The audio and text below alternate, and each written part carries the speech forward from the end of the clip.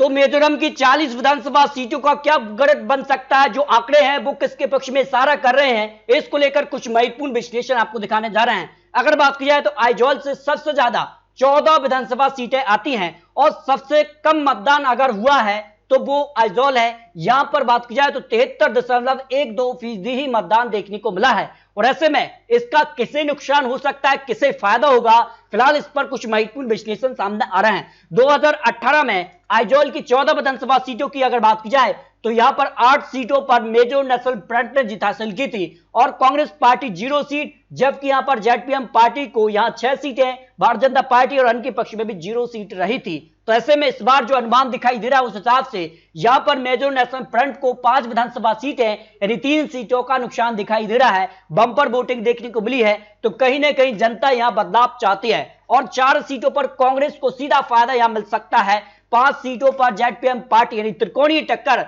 तीनों ही पार्टियों में देखने को मिल सकती है, जो अनुमान यहां पर दिखाई दे रहा है। जबकि अगर बात की जाए सिरहा में तो 76.41% मतदान देखने को मिला है। 2 विधानसभा सीटें आती हैं, 2 विधानसभा सीटों में 1 सीट कांग्रेस तो 1 सीट यहां पर मेजो नेशनल फ्रंट के पक्ष में जाने का अनुमान दिखाई दे रहा है। 2018 में दोनों सीटों पर मेजो नेशनल फ्रंट ने जीत हासिल की थी। जबकि अगर बात की जाए सीटशिप में यहां पर सबसे ज्यादा मतदान देखने को मिला है, 84.49% यहां मतदान देखने को मिला है। कुल 3 विधानसभा सीटें आती हैं और सीटशिप की अगर बात की जाए तो 2018 में यहां पर 2 सीटों पर मेजो नेशनल फ्रंट और 1 सीट जेडपीएम पार्टी ने जीत हासिल की थी। लेकिन इस बार यहां पर कांग्रेस और यहां पर मेजो नेशनल के बीच कड़ी टक्कर दिखाई दे रही है। 2 सीटों पर कांग्रेस पार्टी और 1 सीट पर मेजो नेशनल फ्रंट के पक्ष में आंकड़े हो सकते हैं, जो अनुमान दिखाई दे रहा है। ममित यहां पर बात की जाए तो ममित जिले से 3 विधानसभा सीटें आती हैं और अगर बात की जाए तो तीनों सीटों पर त्रिकोणीय टक्कर यहां देखने को मिल सकती है। 1 सीट यहां पर Mizo National Front, 1 seat Congress party और 1 सीट यहां पर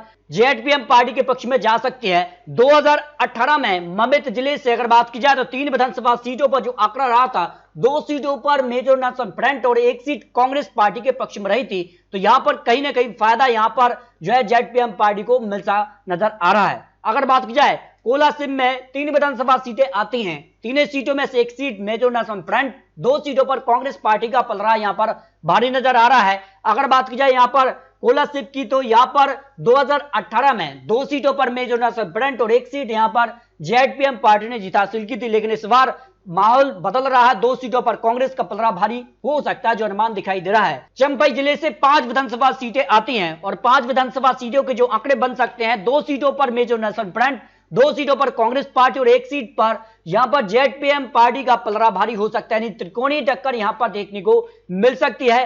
चंपाई की अगर बात की जाए 2018 में 5 सीटों पर मेजो नेशनल फ्रंट ने जीत हासिल की थी, लेकिन जिस कार से बंपर वोटिंग देखने को मिली है तो जनता कई सीटों पर यहां पर बदलाव चाहती है, जिस कार का माहौल देखने को मिल सकता है। अगर बात की जाए लुंगलेई की 7 विधानसभा सीटें महत्वपूर्ण हो जाती हैं और हारो जीत के बीच एक अहम कड़ी मानी जा रही है। और यहां पर 1 सीट पर जो है मेजो नेशनल फ्रंट, 5 सीटों पर कांग्रेस पार्टी और 1 सीट अन्य के पक्ष में जाने का अनुमान हो सकता है, जिसमें कई सीटें यहां पर हो सकती हैं। अगर बात की जाए तो यहां भारतीय जनता पार्टी भी 1 से 2 सीटों पर जीत हासिल कर सकती है, जहां कांग्रेस पार्टी को यहां 5 सीट दिखाई गई हैं। और यहां पर बात की जाए तो काफी कड़ी टक्कर, यानी यहां पर जो है त्रिकोणीय टक्कर हो सकती है। कुछ सीटों पर भारतीय जनता पार्टी भी यहां पर जीत हासिल कर सकती है 7 विधानसभा सीटों को लेकर।